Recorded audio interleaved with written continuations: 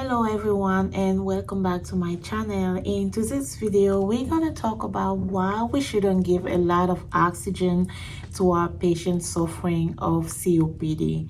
So before we talk about anything, we're going to define what is COPD, what is happening in COPD, and why they are hypoxic drive when it comes to their respiration.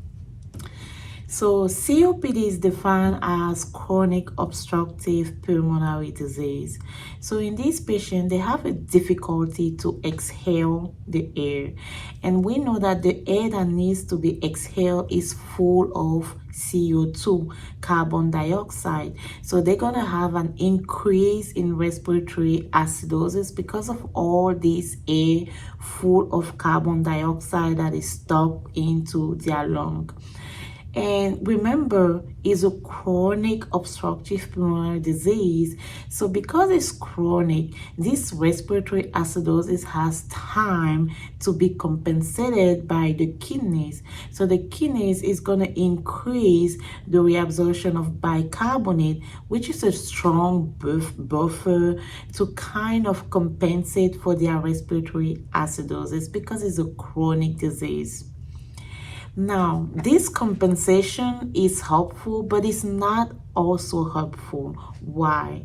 So let's talk about the chemoreceptors, these receptors that we have in our bodies that help us regulate the respiration. So we have the central chemoreceptor that account for 80% of our respiration drive, and the peripheral chemoreceptor that only account for 20% of our respiratory drive. So the central chemoreceptors are located in the medulla, and they are very sensitive to the hydrogen ion. So the hydrogen ion don't diffuse in your brain.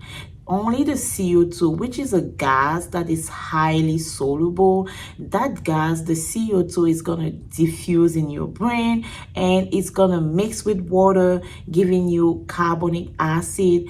Carbonic acid dissociation is going to give you hydrogen ions and bicarbonate. So those hydrogen ions coming from the diffusion of CO2 into your brain is going to be the main determinant of the pH of your CSF, the cerebrospinal fluid. Now, that pH is the main drive of your central chemoreceptor. Don't forget, the central chemoreceptor accounts for 80% of your respiratory drive.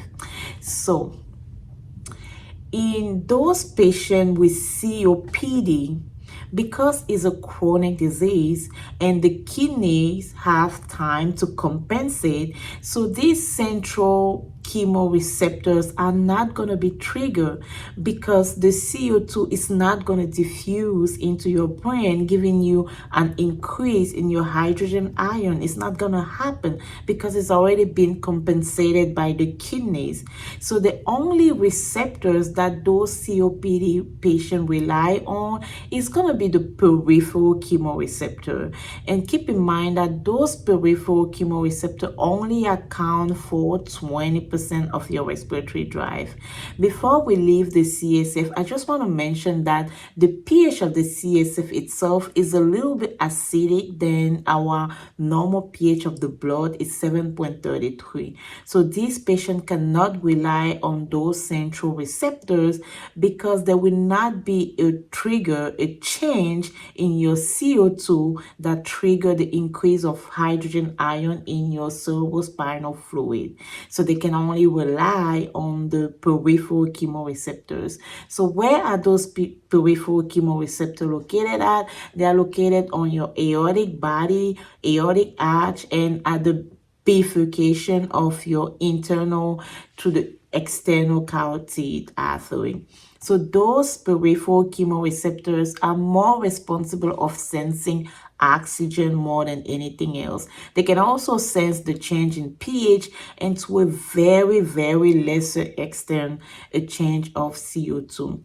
So if your COPD patient only rely on these receptors that are peripheral, that only account for 20% of your respiratory drive, and also that the main drive of these receptors is a drop of O2. So if you give them too much oxygen, you shutting down these peripheral chemoreceptors, and you also shutting down their respiratory drive, which is very, very important. And I just want to mention that the peripheral chemoreceptors are triggered when our partial pressure oxygen drops less than 60.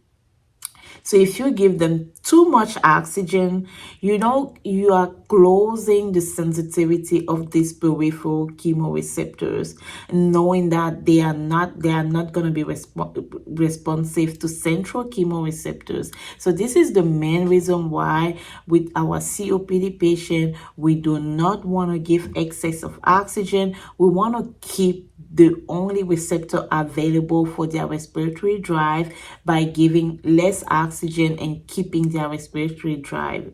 So if you find this video helpful, please like, share, and subscribe if you haven't done so, and leave a comment below if you need me to talk about any possible that I can topic. Please leave a comment below and I will be glad to do so, and see you on my next video.